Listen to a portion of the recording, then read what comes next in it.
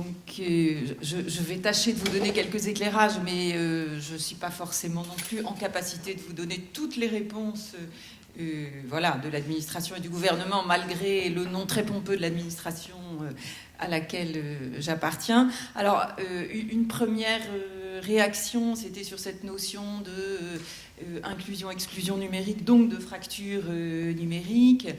Je dirais de mon expérience, et sans contredire les positions officielles du SGMAP ou le rapport sur le sujet qui avait été fait par le Conseil national du numérique, moi, il me semble aujourd'hui qu'il y a plutôt une question de fracture sociale. D'ailleurs, ce qui a été relevé par Delphine et Adrienne, voilà, des niveaux de ressources, des personnes peu instruites, des questions de génération. Je pense qu'à chaque fois, on est autant dans un sujet de fracture sociale, de fracture numérique, ce qui ne veut pas dire que le numérique peut amplifier dans certains cas la fracture, et notamment, ça me semble important, ce qui a été dit sur les zones rurales et sur l'isolement. Parce que, de fait, l'Internet réduit la distance, puisqu'on peut faire des choses de chez soi, et ça a, dans certains cas, pour conséquence du côté de l'administration, de réduire un certain nombre de guichets. Donc ça me semble vraiment un point d'attention, et c'est des stratégies qui sont, c'est des choses qui sont réfléchies ou en action du côté de l'administration, c'est d'avoir des accueils multiservices en zone rurale pour compenser, en fait, la fermeture de certains services. Une autre chose qui me semble très importante, c'est ce qu'on appelle, venu de l'anglais, la littératie, donc tout ce qui est l'apprentissage de l'utilisation et de l'interprétation aussi de tout ce qu'on trouve sur l'Internet, qui en fait revient à l'alphabétisation avec une dimension numérique. Donc ça, c'est forcément quelque chose d'absolument essentiel. Alors, du point de vue des projets du secrétariat auquel j'appartiens, et peut-être moi un petit peu plus de ma partie qui relève de la qualité et de l'usage des services numériques. Je vais vous donner quelques précisions. Donc, je travaille notamment sur la mesure de l'usage des démarches en ligne. On parle souvent on communique beaucoup sur l'enrichissement de l'offre, le fait de pouvoir tout faire en ligne, etc.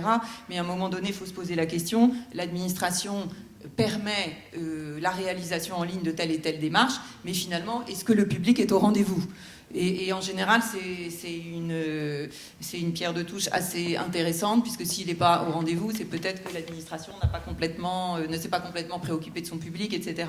Donc, tout ce travail-là est visible sur Internet aujourd'hui, sur un document qu'on appelle, une page web que vous trouvez sur le site modernisation.gouv.fr, et j'en ai pris quelques impressions papier si certains le veulent, le tableau de bord des services publics numériques. Et dans ce tableau de bord, on a pris 25 démarches témoins à très gros volume, et on a travaillé avec les administrations pour leur demander leurs chiffres en disant, sur cette démarche-là, il y en a combien qui la font encore au guichet, combien qui la font en ligne, pour mesurer le niveau de généralisation de ces démarches, avec un objectif du gouvernement de 50% d'usage en 2017, qui rejoint la remarque qui a été faite et qui, je pense, est dans l'intérêt de tout le monde, de désengorger les services de toutes les demandes qui peuvent être faites en autonomie, de chez soi, en dehors des horaires d'ouverture, etc. Alors, sur ce tableau de bord, ce qui est intéressant, c'est qu'on trouve à la fois des services qui sont complètement généralisés en ligne, voire certains à plus de 80%.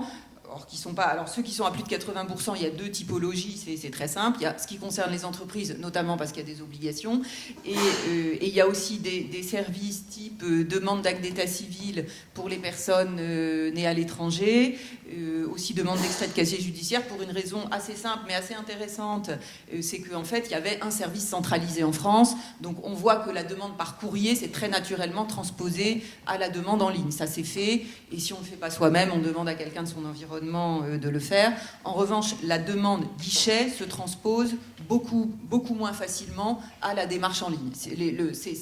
Les gens ne changent pas comme ça leur habitude d'aller au guichet pour aller en ligne, si c'est près de chez eux, s'ils ont l'habitude, etc. Alors, il y a un exemple qui me semble très intéressant, qui est du côté de la CAF, sur la déclaration trimestrielle de RSA, qui, je crois, aujourd'hui est à peu près à plus de 50%. Et la CAF a développé certains services sur mobile, et le terminal mobile correspond je pense, et l'ordinateur d'un certain nombre de publics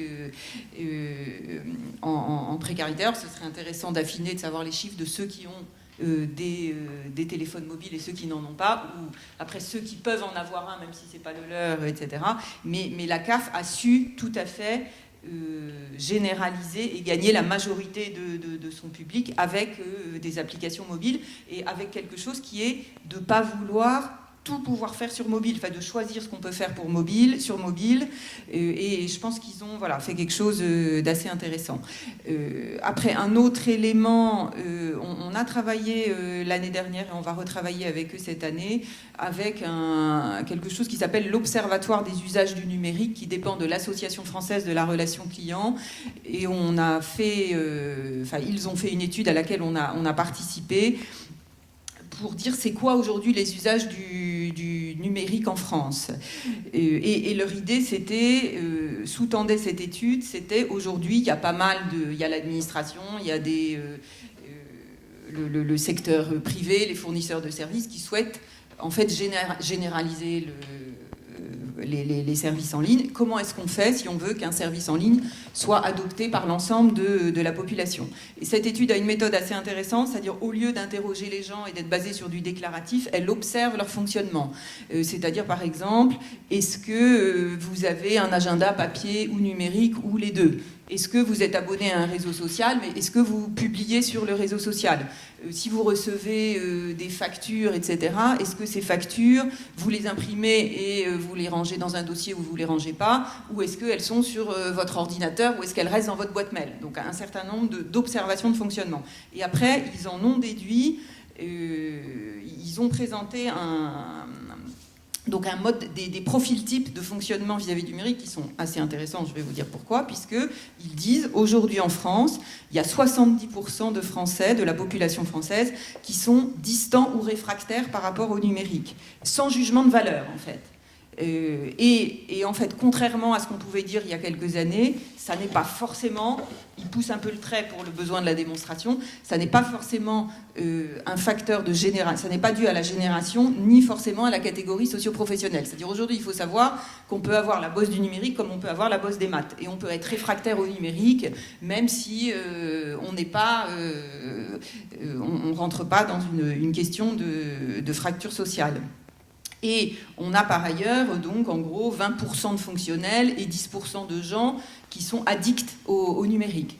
Et finalement, ce qui fait qu'un service se généralise, c'est s'il sait écouter les 70% de distants ou réfractaires.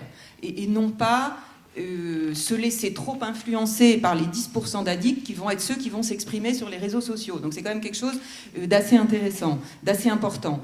Et donc pour généraliser, qu'est-ce qui fait que les 70% de distants ou de réfractaires qui finissent par utiliser le numérique, puisque le numérique est partout, si on ne l'utilise pas soi-même, c'est par quelqu'un de son environnement, en fait c'est l'apport concret du service. Donc en gros, c'est j'oublie le numérique, à quoi le numérique peut me servir. Est-ce qu'il peut me servir à faire des économies et à gagner de l'argent? Est-ce qu'il peut me servir par rentrer en contact avec quelqu'un qui est loin et économiser le déplacement, etc.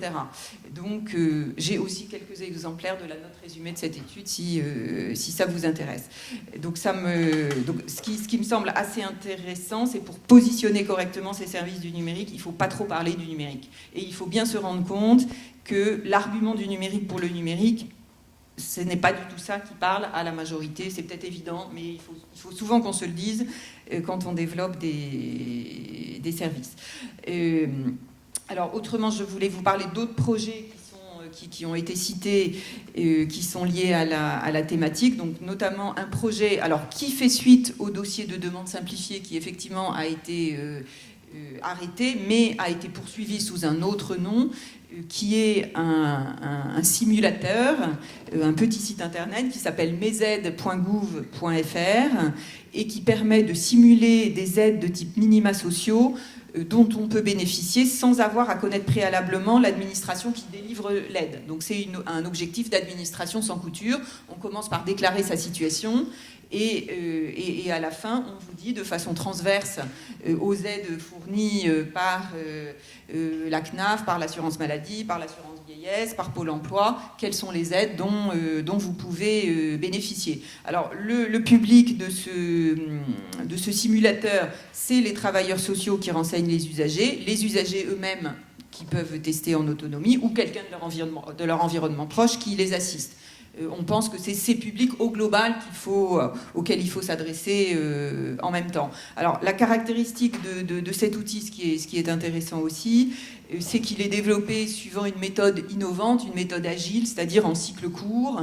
Et il a été lancé donc en octobre 2014 par le président de la République après 6 mois de développement, à un état de son fonctionnement qui n'était pas parfait, et il continue régulièrement à être amélioré. Et il est développé de façon très simple, avec une attention forte au langage administratif pour que ce soit compréhensible, et aussi dans une ergonomie qui se veut respecter l'état de l'art du web, puisqu'on a quand même un reproche récurrent sur les sites de l'administration, c'est qu'ils sont globalement plus compliqués que les autres sites. Donc, sur je regarde ce que je peux vous dire d'autre sur ce simulateur. Donc, en fait, les chefs de projet qui le gèrent sont, je dirais, très engagés concrètement pour tester cet outil. Notamment, pour vous donner un exemple, tout récemment, les 2 chefs de projet sont allés au CCAS de Paris avec leur ordinateur portable et ont testé auprès d'une vingtaine de personnes dans la salle d'attente le fonctionnement du simulateur. Voilà, à la fois pour voir l'usage, la simplicité, il y a tout un travail régulier aussi de fiabilisation du simulateur pour vérifier les réponses. Donc c'est un travail qui est encore en cours. Et ce qu'on m'a permis de dire aujourd'hui à la table ronde, c'est que le fonctionnement... Alors, il y a eu effectivement des échanges avec le Conseil national de lutte contre l'exclusion et qu'il serait possible d'organiser ce qu'on appelle, nous, un laboratoire ouvert, un open lab, avec des travailleurs sociaux, ce qui nous semblerait assez intéressant pour faire une séance d'utilisation et de mise en situation par rapport à ce simulateur, puisqu'après l'enjeu en fait c'est de le mettre entre les mains des personnes qui peuvent en tirer bénéfice et après le besoin, le complément nécessaire sur ce simulateur, c'est accompagner. Ok, je sais que théoriquement j'ai besoin de cette aide, mais maintenant comment l'obtenir concrètement? Donc c'est de travailler avec les travailleurs sociaux sur cette transition. Et la dernière actualité sur ce simulateur, c'est que Ségolène Neuville a annoncé le 1er juin, et je ne vous dis pas de bêtises, que ce simulateur sera expérimenté dans 2 départements pendant l'été et généralisé d'ici la fin de l'année. Je vous redis entre guillemets, voilà, les annonces de la ministre. Et ce que je voulais peut-être, j'ai 3 choses à citer, peut-être juste pour terminer, qu'il y a eu aussi une mission que Pierre Moscovici avait confiée au président du comité consultatif du secteur financier pour créer des points conseil budget, parce que je pense que l'administration non plus n'est pas du tout isolée. Les problèmes de finances concernent aussi d'autres acteurs de la société. J'ai croisé récemment quelqu'un qui s'était fait vendre effectivement des complémentaires santé par une banque. Voilà, problème de langue, etc. Donc le sujet est plus large. Nous allons aussi lancer un prix du langage clair dans les services publics qui sera remis d'ici la fin de l'année. Voilà.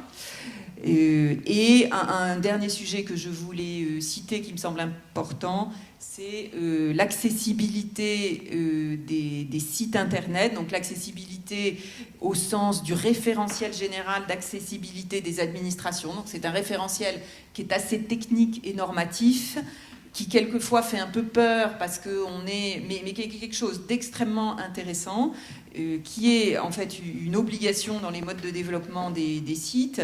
Et il faut savoir que ce référentiel, qui est un peu trop connu pour l'accessibilité pour les personnes handicapées, entre guillemets, est en fait très intéressant sur la qualité globale des sites web, et il comprend des obligations du type le site doit être compréhensible pour un niveau d'éducation de classe de 3e. Voilà, il y a aussi des choses comme ça. Donc ce référentiel est un outil très intéressant dans le métier outiller des développeurs web pour faire des sites de qualité et aussi des sites qui ne soient pas lourds pour passer dans les réseaux, qui séparent la forme et le fond, qui fassent que vous ne mettiez jamais une image sans indiquer la légende de l'image. Donc si l'image ne se charge pas, vous savez quand même de quoi on vous parle. Et donc il y a une nouvelle version du référentiel qui est sortie récemment. C'est un travail qui est fait par la DISIC, la DSI de l'État, qui appartient à la même organisation que la mienne. Et je pense que c'est aussi quelque chose d'intéressant. Voilà.